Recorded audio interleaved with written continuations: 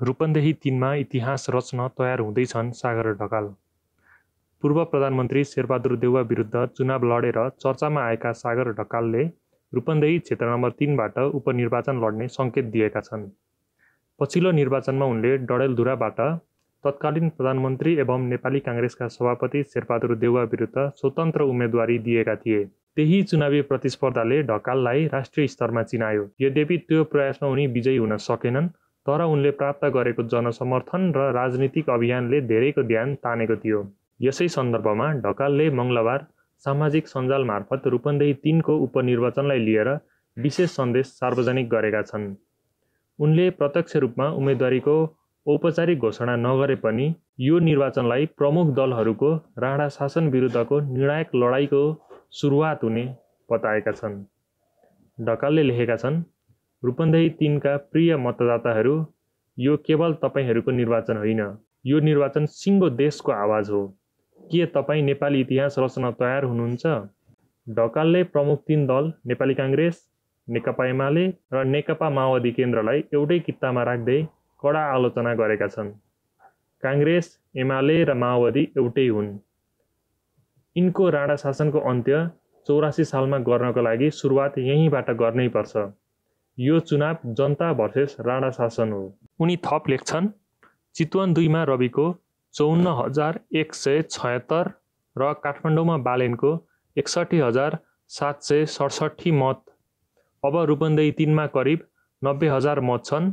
त्यसमा तपाईँ हामीले 62,000 मत पार गर्नुपर्छ र नेपालको इतिहास रच्नुपर्छ। काङ्ग्रेस, एमाले, माओवादी एउटै हुन्। यिनको राणा शासनको अन्त्य 84 मा गर्नको लागि सुरुवात यहाँबाट गर्नुपर्छ। जनतालाई झोले र पार्टीका कार्यकर्ता बाहेक केही नसोच्ने यो 3 पार्टीको घेरा बेजोडले तहस नहस हुने गरी तोड्नुपर्छ। यो रूपन्देही 3 को एक तीरले 3 पार्टीलाई 84 सम्म उठ्नै नसक्ने गरी घायल बनाउनुपर्छ। यो चुनाव जनता भर्सेस राणा शासन हो।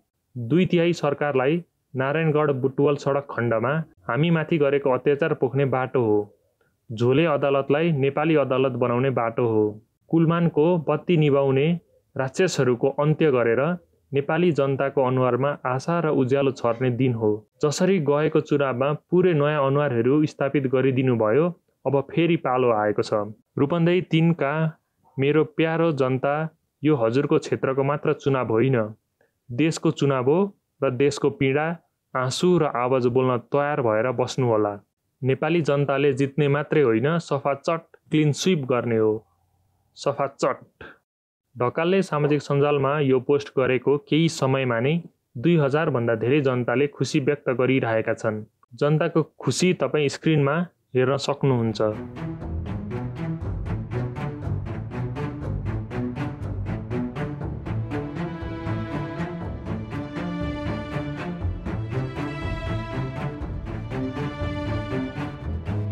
हुन त अघिल्लो चुनावमा पनि सागरलाई फेसबुक, युट्युब जस्ता सामाजिक सञ्जालमा निकै साथ र हौसला मिलेको थियो, तर त्यो साथ चुनावी मतपत्रमा भने प्राप्त हुन सकेन। तपाईलाई के लाग्छ? के सागर ढकालले रूपन्देही 3 बाट उम्मेदवारी दिए स्वतन्त्र राजनीतिमा नयाँ लहर ल्याउन सक्लान्?